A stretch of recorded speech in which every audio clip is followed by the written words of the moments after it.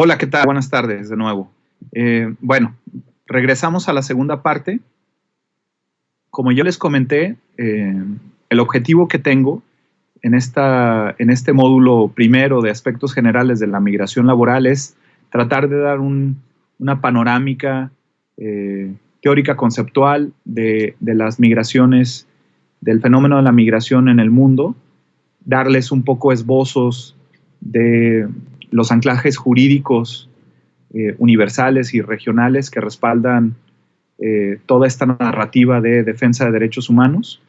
Y finalmente, en esta segunda parte, me gustaría compartir con ustedes el proceso histórico-social que ha vivido México en relación con la migración hacia Estados Unidos. ¿Y por qué particularizo un poco en este ejercicio de entender la relación migratoria entre México y Estados Unidos? Porque si nosotros analizamos también la historiografía de la migración centroamericana, de manera muy general, voy a tomarlo regionalmente hablando,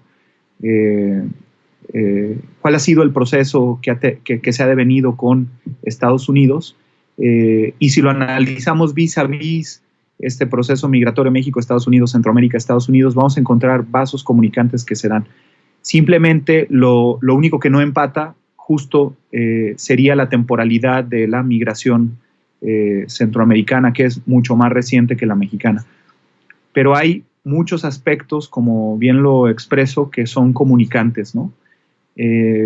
Por eso pensé que sería adecuado poderles plantear de manera muy general algunos aspectos, porque nos ayudaría entonces a entender cómo se ha devenido esta migración laboral regionalmente hablando, ¿no? Entonces, voy a empezar, les voy a compartir entonces mi pantalla. Recordarles que tanto la presentación anterior como esta van a estar a su entera disposición. Es material que se hizo especialmente para este diplomado y bueno, lo que voy a tratar es hacerlo un poco más dinámico para no tomar mucho tiempo. Bueno, entonces, empiezo a compartir pantalla.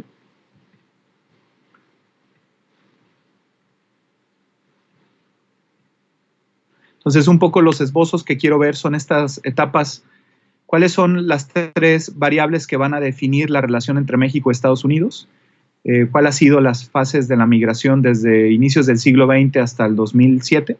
Finalmente, ¿cómo se denomina este nuevo periodo que estamos viviendo y las nuevas dinámicas migratorias, laborales y económicas y legales? Quiero hacer énfasis a toda esta información tiene un anclaje bibliográfico a través de los trabajos que ha hecho el doctor Jorge Durant y el doctor Douglas Massey con un texto clásico que se llama Clandestinos, donde entonces, con base en ese texto, estoy compartiendo esto con ustedes, ¿no? Entonces, principalmente existen tres características que van a definir la migración entre México y Estados Unidos y que entonces algunas de ellas, insisto, también van a ser vasos comunicantes con el proceso migratorio centroamericano. Estas tres características son la historicidad, la vecindad y la masividad, y que responde entonces a factores tanto estructurales como con aspectos macros y micros, ¿verdad? Historicidad, porque México y Estados Unidos tienen una relación migratoria de más de 100 años, ¿no? Hay procesos migratorios documentados en regiones en México, principalmente en el estado del cual soy originario, Jalisco, donde hace énfasis que personas de comunidades muy definidas, como los Altos de Jalisco, han hecho migración o han tenido una historia migratoria hacia los Estados Unidos desde finales del siglo XIX y principios del siglo XX. La segunda característica justo es entonces en la historicidad existe un mercado de trabajo binacional que les he dicho. El 85% de la mano de obra en la agricultura es mexicana y hoy en día alrededor de una docena de millones de migrantes mexicanos están en Estados Unidos, ¿no? De origen mexicano. Y bueno, particularmente a las personas salvadoreñas que me escuchan, ustedes tienen una tradición ya también histórica hacia Estados Unidos.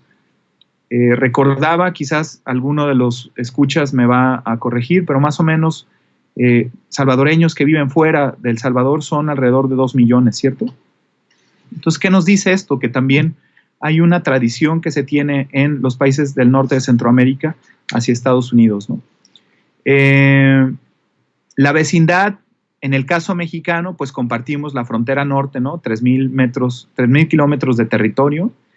Y justo esta dinámica geopolítica ha acrecentado el fenómeno de la propia migración, ¿no? Entonces, México como un país de misión y Estados Unidos como un país receptor de migrantes. Y aunque el Triángulo Norte Centroamericano no mantenga una vecindad con Estados Unidos, la distancia que lo separa de Estados Unidos, pues es el propio territorio mexicano, ¿no? Entonces, justo estos factores generan que exista un proceso migratorio mucho más fuerte que con otros países del orbe hacia Estados Unidos, ¿no? Y finalmente, pues la masividad, cuando se habla de la cantidad de personas que están migrando de México hacia Estados Unidos, ¿no? Les diría que con México y Estados Unidos tenemos la mayor cantidad de los consulados que tiene México fuera de Estados Unidos fuera de México los tiene en Estados Unidos, ¿no? Pero esto también se replica en países como El Salvador. Conozco un poco la red consular que tienen la Cancillería salvadoreña en los Estados Unidos y es grande. Supongo que también sería otra de las características, ¿no? Y bueno, hablando de un corte sociohistórico de la relación que hemos tenido mexicanos con Estados Unidos, hay, digamos, estas fases de las cuales se constituye un poco esta relación, ¿no? O estas 5 etapas o fases, ¿no? Y esto es para tratar de entender que a partir de cada una de estas fases han sido las políticas migratorias en torno que ha tenido Estados Unidos hacia México. Pero bueno, también quisiera señalar que justo el proceso migratorio que ha tenido Centroamérica hacia Estados Unidos, pues bien se puede empatar en estas etapas o fases migratorias, ¿no? La primera etapa o fase, la del enganche, la segunda, la de la deportación, la tercera, el periodo bracero, con programa de trabajadores temporales hacia Estados Unidos, la cuarta fase, el periodo indocumentado o clandestino, y finalmente la fase bipolar, ¿no? Insisto, esta manera de entender la historiografía entre México y Estados Unidos es una apuesta que hacen los doctores Douglas Massey y el doctor Jorge Durán en este texto de Clandestinos. ¿Cuáles son las características de cada una de ellas? Bueno, en general, la primera etapa del enganche se da en la primera veintena del siglo XX. Un poco lo que sucedía entre el contexto, ustedes lo recordarán, pues es la Primera Guerra Mundial y existe un movimiento pendular de cierre y apertura de frontera, ¿no? A partir de lo que ha abierto o cerrado la llave de la migración, ustedes van a entender en Estados Unidos, justo ha sido la necesidad de mano de obra de parte de la economía estadounidense, ¿no? En los periodos de guerra, cuando la mano de obra escasea, entonces la llave de la migración se abre, ¿verdad? Porque se necesita mano de obra para ir a trabajar, ¿no? Pero cuando los periodos de guerra terminan y entran etapas de recesión económica o de crisis, pues veremos entonces que el target, el objetivo de todas las animadversiones en los países, pues son las personas migrantes, ¿verdad? Se le atacha que la economía va en declive o que los procesos productivos decaen justo por las personas migrantes, ¿no? Después tenemos un poco qué caracteriza también esta etapa de la migración, de la primera de las etapas. Bueno, pues que existe la caracterización de que el migrante que iba de México hacia Estados Unidos, pues eran solo hombres con contratos temporales provenientes de un medio rural con destino agrícola, ¿no?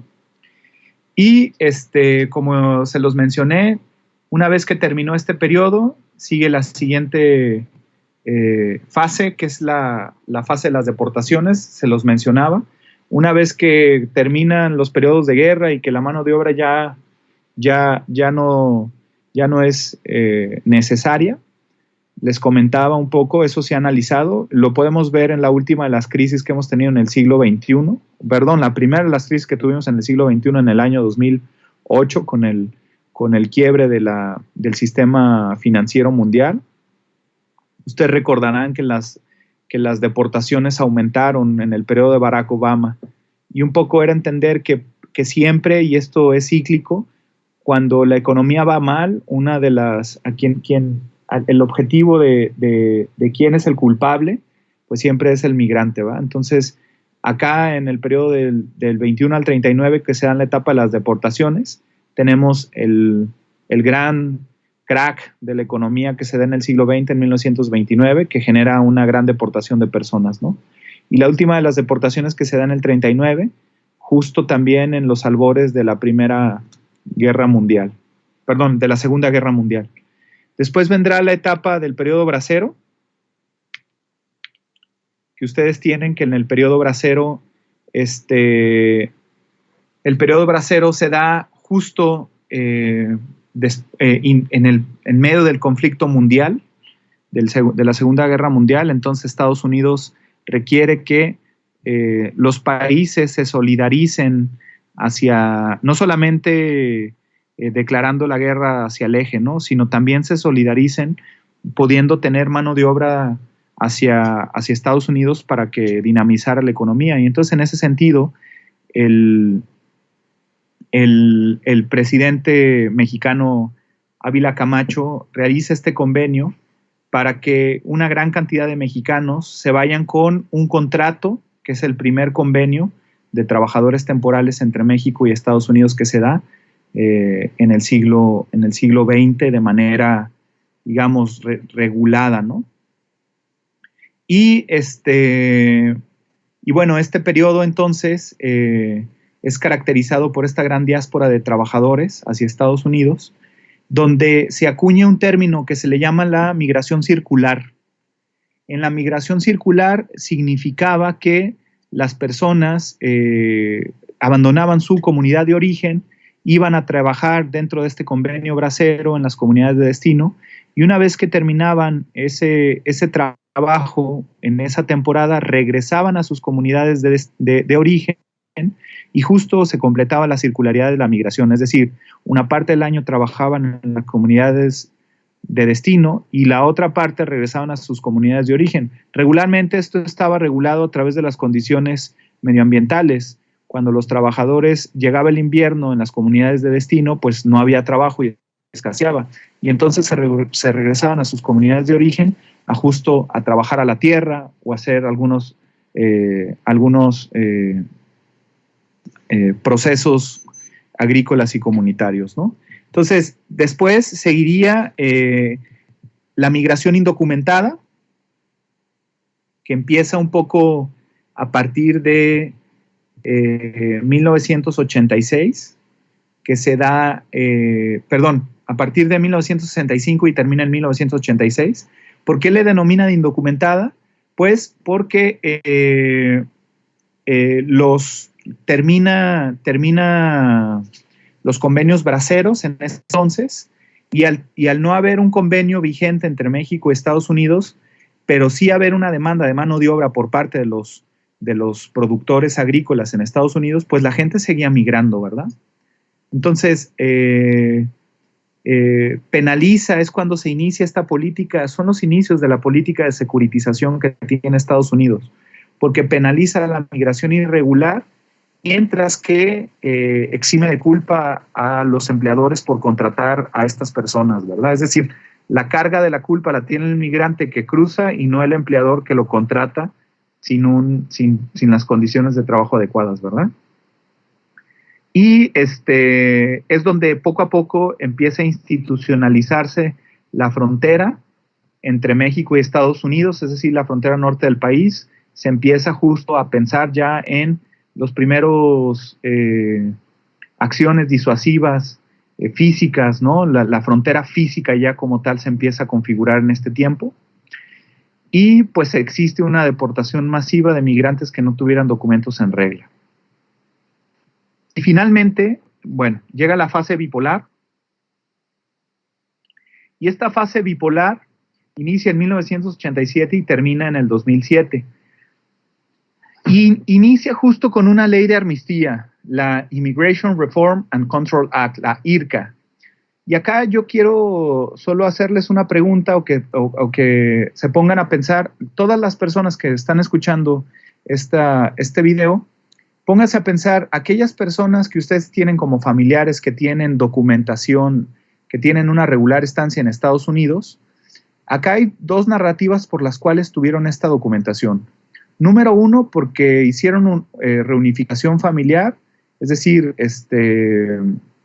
se casaron con algún estadounidense o migraron hacia Estados Unidos porque justo uno de sus parientes tenía documentación.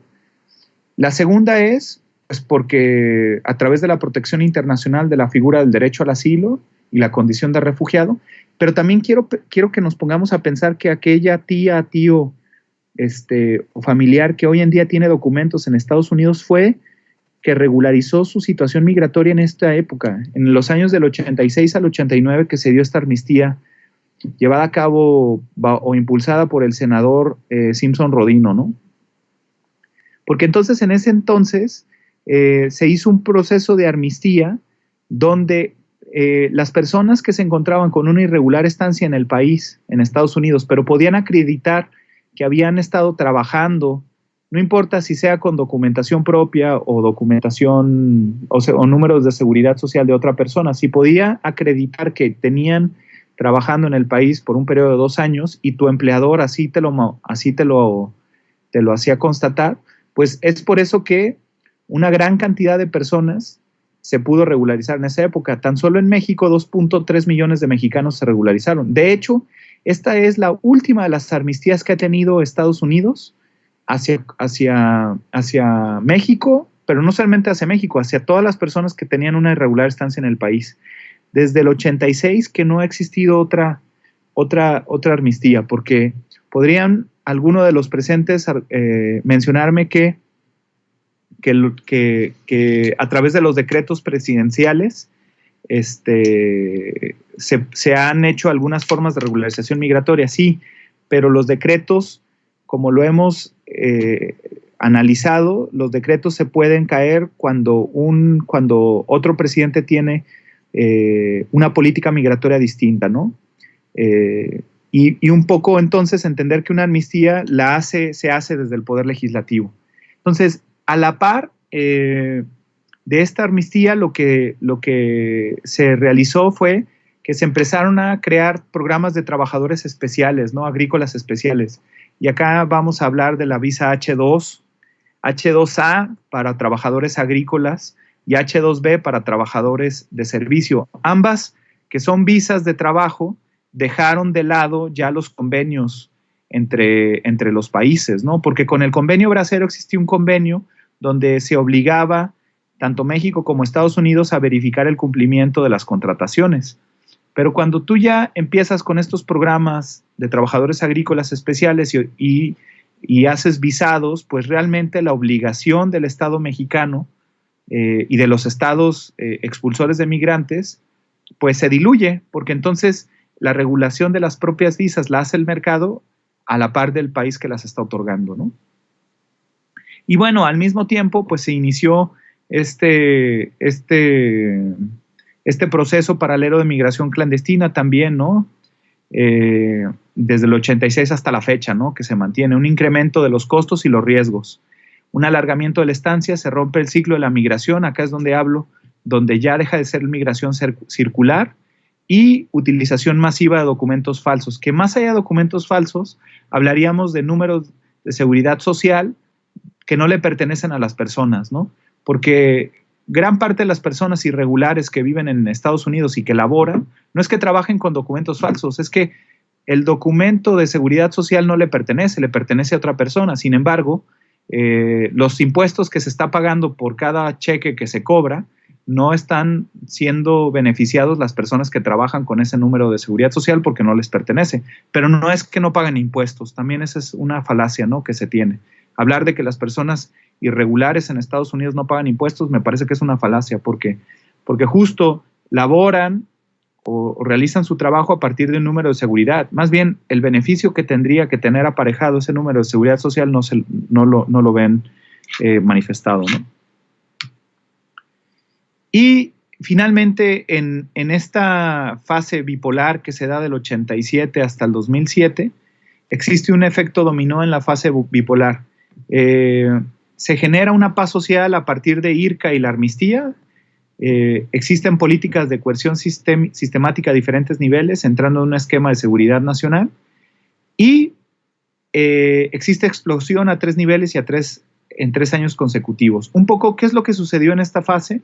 Bueno, digamos que acá las políticas de externalización de la frontera estadounidense empezaron a ser vigentes. Recordaremos que sucede el ataque a las Torres Gemelas el 11 de septiembre del 2001, y esto genera a su vez pues otros contextos de animadversión hacia la migración irregular o en general hacia la percepción migratoria, ¿no? Entendemos que la migración antes podía ser estudiada o analizada por los actores políticos a través de una matriz de seguridad humana, ¿no?, con un enfoque de seguridad humana. Y después de los ataques del 11 de septiembre, la migración es analizada por los actores políticos y principalmente por Estados Unidos con un enfoque de seguridad nacional. ¿Cuál es la diferencia entre la seguridad humana y la seguridad nacional? Que en la seguridad nacional el Estado está por encima de las personas, mientras que en un enfoque de seguridad humana son las personas por encima del Estado nacional. Y bueno, estas políticas entonces de securitización y en contra de la migración generan también una consecuencia de protestas sociales en torno a las personas migrantes, donde en 2006 se hacen marchas de protestas contra la reforma 4437, ¿no?, que criminalizaba abiertamente la migración irregular. Y en 2007 y 2008 pues se habla también de manifestaciones en contra de estas propias políticas criminalizantes, ¿no?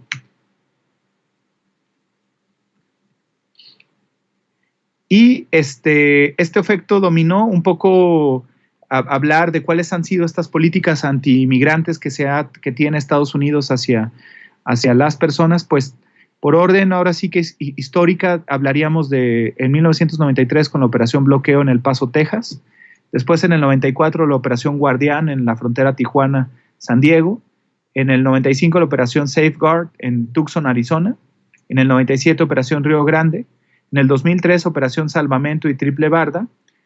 Y bueno, todas estas han sido otras que también aparejan estas políticas antimigratorias. En el 96 la Ley de Reforma Migratoria, la IRAIRA, en el 2001 la Reforma Integral Conjunta, y a partir de los ataques del 11 de septiembre que les menciono, se securitiza más la frontera sur estadounidense con Border Protection, Anti-Terrorist and Illegal Immigration Control Act, que es justo esta ley que tiene un enfoque completamente securitizante y que entremezcla conceptos de terrorismo con migración. Y bueno, las subsecuentes leyes en la materia. Ahora bien, lo que yo quería justo denotar un poco y tomando en cuenta pues estas políticas de securitización que se viven en México y Estados Unidos, como ustedes lo van a poder luego analizar bien en las otras diapositivas que tengo, que no les voy a compartir en este momento, sino que se las voy a dejar para que ustedes lo analicen. Un poco, esta ha sido de manera lineal la historia que se ha vivido entre México y Estados Unidos, que insisto, si la leemos con ojos un poco, si expandemos la lectura a la región centroamericana, estas propias políticas también han afectado la migración centroamericana que se ha dado a Estados Unidos. Y lo pongo como relevante porque justo la dinámica migratoria que seguimos como mexicanos hacia Estados Unidos, me parece, bajo la luz de la numeralia que tiene los países centroamericanos, pues es uno de los destinos o el destino que por antonomasia que las personas eligen para migrar, ¿no? Entonces, para mí era importante o es importante tener en estos aspectos generales de la migración laboral un poco de manera muy global entender cómo se han dado las migraciones, el origen de las mismas, las explicaciones a estos procesos migratorios. Asimismo, tener como una historiografía de la relación que ha tenido México con Estados Unidos, que, insisto, se empata perfectamente en la línea histórica con esos procesos sociales que también interpelan a la migración que ha hecho Centroamérica hacia Estados Unidos. Entonces, de mi parte sería todo. Justo voy a interactuar con ustedes a través de la recepción de sus trabajos, que tiene que ver con el mapa conceptual que les pedí, y un poco contestar también a través de un pequeño ejercicio narrativo las preguntas detonadoras que les planteé cuando escuchen el podcast, que tiene que ver con justo el ejemplo más claro de la relación que se tiene hoy en día de migración laboral con los Estados Unidos, que es a través de estas visas de trabajo H2A y H2B. Entonces, sin más, quedo a sus órdenes y bueno, les agradezco su escucha y sus ojos, sus oídos, y quedo a sus órdenes. Que tengan buen día y buena tarde.